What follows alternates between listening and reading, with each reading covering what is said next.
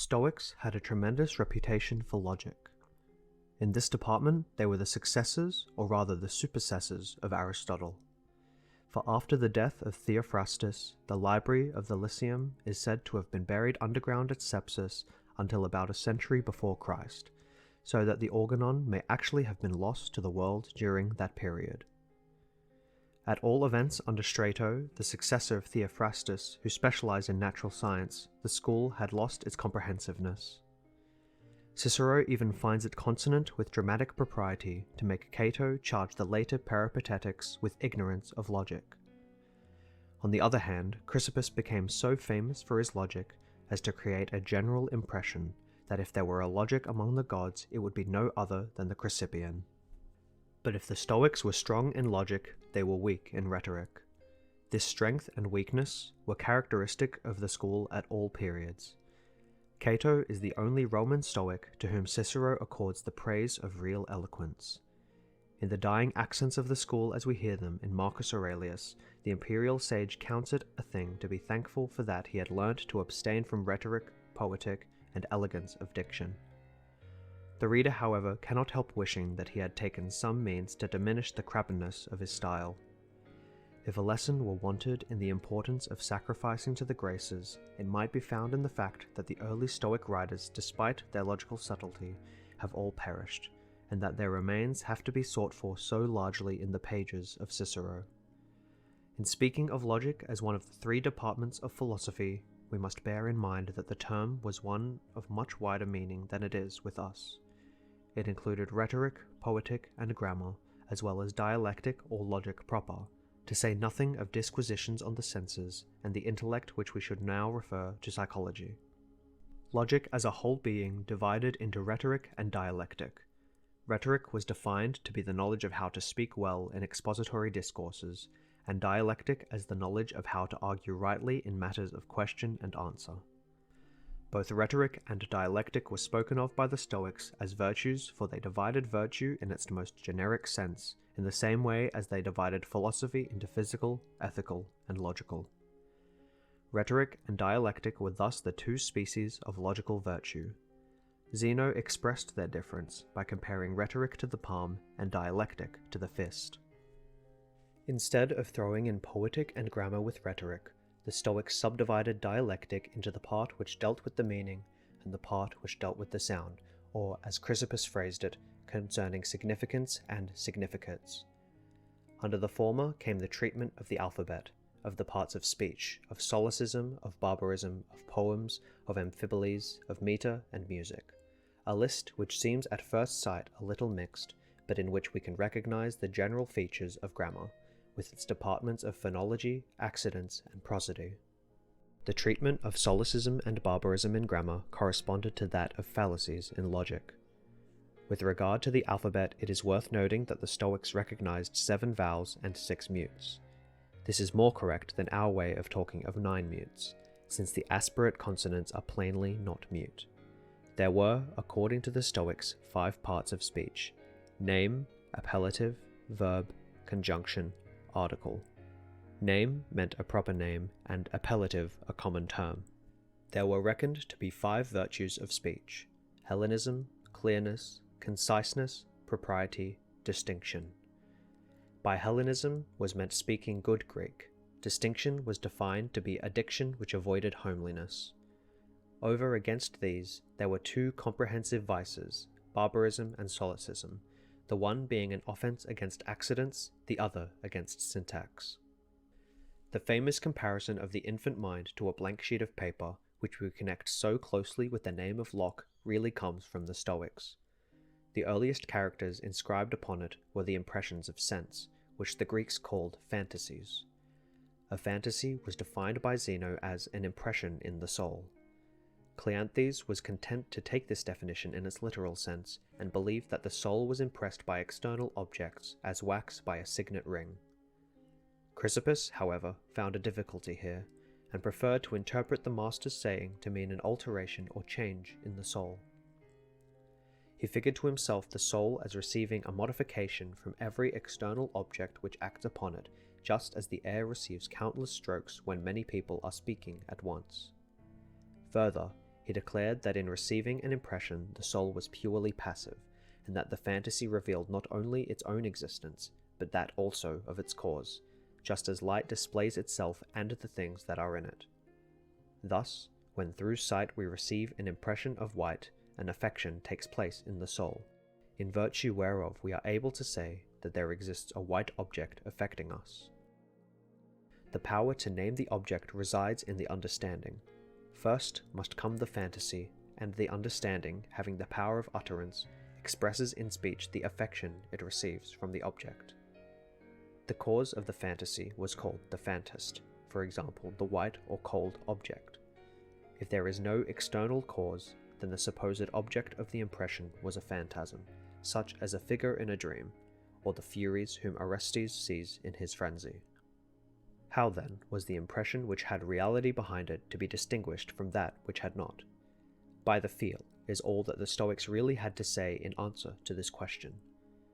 Just as Hume made the difference between sense impressions and ideas to lie in the greater vividness of the former, so did they. Only Hume saw no necessity to go beyond the impression, whereas the Stoics did. Certain impressions, they maintained, carried with them an irresistible conviction of their own reality, and this not merely in the sense that they existed, but also that they were referable to an external cause. These were called gripping fantasies.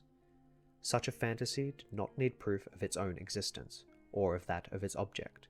It possessed self-evidence. Its occurrence was attended with yielding and assent on the part of the soul, for it is as natural for the soul to assent to the self-evident as it is for it to pursue its proper good. The assent to a gripping fantasy was called comprehension, as indicating the firm hold that the soul thus took of reality. A gripping fantasy was defined as one which was stamped and impressed from an existing object, in virtue of that object itself, in such a way as it could not be from a non-existent object. The clause, in virtue of that object itself, was put into the definition to provide against such a case as that of the mad Orestes, who takes his sister to be a Fury. There the impression was derived from an existing object, but not from that object as such, but as coloured by the imagination of the percipient. The criterion of truth, then, was no other than the gripping fantasy. Such at least was the doctrine of the earlier Stoics, but the later added a saving clause, when there is no impediment. For they were pressed by their opponents with such imaginary cases as that of Admetus, seeing his wife before him in very deed, and yet not believing it to be her. But here there was an impediment. Admetus did not believe that the dead could rise. Again, Menelaus did not believe in the real Helen when he found her on the island of Pharos. But here again there was an impediment, for Menelaus could not have been expected to know that he had been for 10 years fighting for a phantom. When, however, there was no such impediment, then they said the gripping fantasy did indeed serve its name, for it almost took men by the hair of the head and dragged them to assent. So far we have used fantasy only of real or imaginary impressions of sense, but the term was not thus restricted by the Stoics, who divided fantasies into sensible and not sensible. The latter came through the understanding, and were of bodiless things which could only be grasped by reason. The ideas of Plato, they declared, existed only in our minds. Horse, man, and animal had no substantial existence, but were phantasms of the soul. The Stoics were thus what we should call conceptualists. Comprehension, too, was used in a wider sense than that in which we have so far employed it.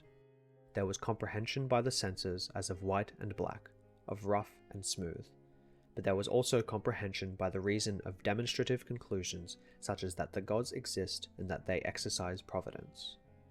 Here we are reminded of Locke's declaration: "'Tis as certain there's a god as that the opposite angles made by the intersection of two straight lines are equal." The Stoics indeed had great affinities with that thinker, or rather he with them. The Stoic account of the manner in which the mind arrives at its ideas might almost be taken from the first book of Locke's essay. As many as 9 ways are enumerated, of which the first corresponds to simple ideas. 1. By presentation, as objects of sense. 2. By likeness, as the idea of Socrates from his picture. 3. By analogy, that is, by increase or decrease, as ideas of giants and pygmies from men, or as the notion of the centre of the earth, which is reached by consideration of smaller spheres. 4. By transposition, as the idea of men with eyes in their breasts. 5. By composition, as the idea of a centaur. 6. By opposition, as the idea of death from that of life. 7. By a kind of transition, as the meaning of words and the idea of place. 8. By nature, as the notion of the just and the good. 9. By privation, as handless. The Stoics resembled Locke again in endeavouring to give such a definition of knowledge as should cover at once the reports of the senses and the relation between ideas. Knowledge was defined by them as a sure comprehension or a habit in the acceptance of fantasies which was not liable to be changed by reason. On a first hearing, these definitions might seem limited to sense knowledge, but if we bethink ourselves of the wider meanings of comprehension and of fantasy, we see that the definitions apply as they were meant to apply to the mind's grasp upon the force of a demonstration no less than upon the existence of a physical object.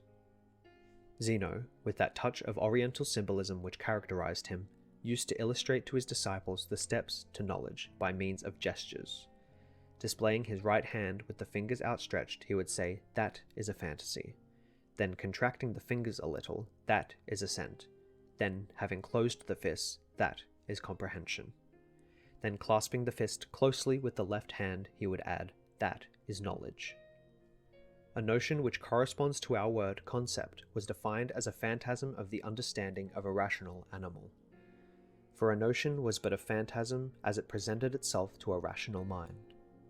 In the same way, so many shillings and sovereigns are in themselves but shillings and sovereigns, but when used as passage money they become fair. Notions were arrived at partly by nature, partly by teaching and study. The former kind of notions were called preconceptions, the latter went merely by the generic name.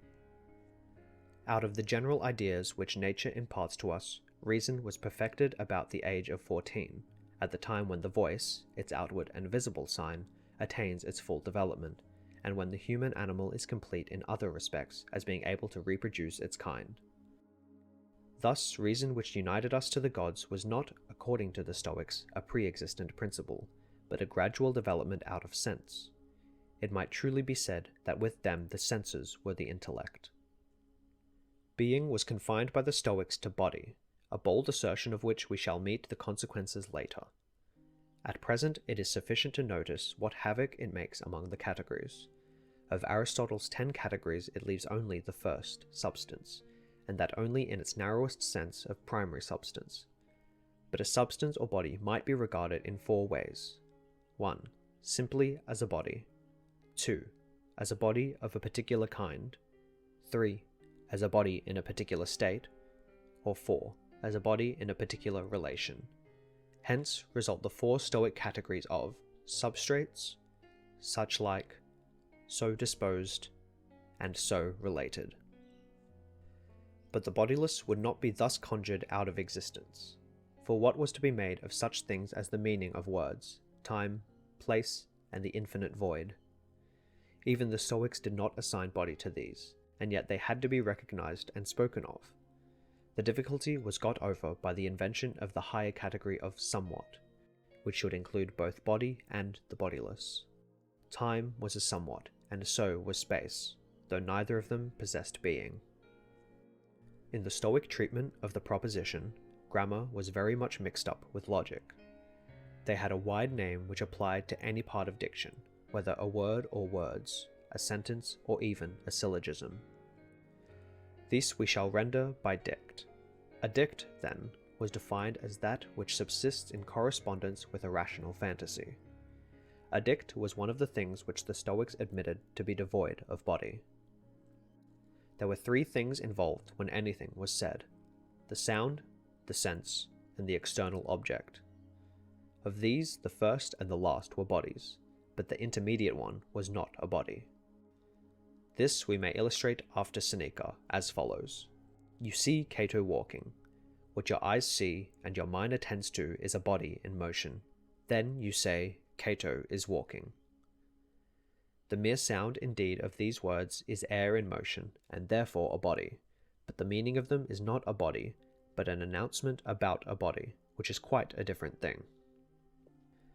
On examining such details as are left us of the Stoic logic, the first thing which strikes one is its extreme complexity as compared with the Aristotelian. It was a scholastic age, and the Stoics refined and distinguished to their heart's content. As regards immediate inference, a subject which has been run into subtleties among ourselves, Chrysippus estimated that the changes which could be rung on 10 propositions exceeded 1,000,000.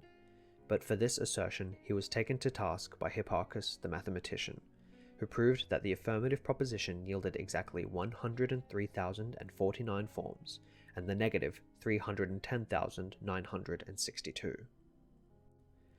With us, the affirmative proposition is more prolific in consequences than the negative. But then, the Stoics were not content with so simple a thing as mere negation, but had negative, arnetic, and privative, to say nothing of supernegative propositions. Another noticeable feature is the total absence of the 3 figures of Aristotle, and the only moods spoken of are the moods of the complex syllogism, such as the modus ponens in a conjunctive. Their type of reasoning was, if A, then B, but A, B. The important part played by conjunctive propositions in their logic led the Stoics to formulate the following rule, with regard to the material quality of such propositions. Truth can only be followed by truth, but falsehood may be followed by falsehood or truth. Thus, if it be truly stated that it is day, any consequence of that statement, for example that it is light, must be true also. But a false statement may lead either way. For instance, if it be falsely stated that it is night, then the consequence that it is dark is false also. But if we say the earth flies, which was regarded not only false but impossible, this involves the true consequence that the earth is. Though the simple syllogism is not alluded to in the sketch which Diogenes Laertius gives of the Stoic logic, it is of frequent occurrence in the accounts left us of their arguments. Take, for instance, the syllogism wherewith Zeno advocated the cause of temperance. One does not commit a secret to a man who is drunk. One does commit a secret to a good man. A good man does not get drunk. The chain argument, which we wrongly call the Sorites, was also a favourite resource with the Stoics.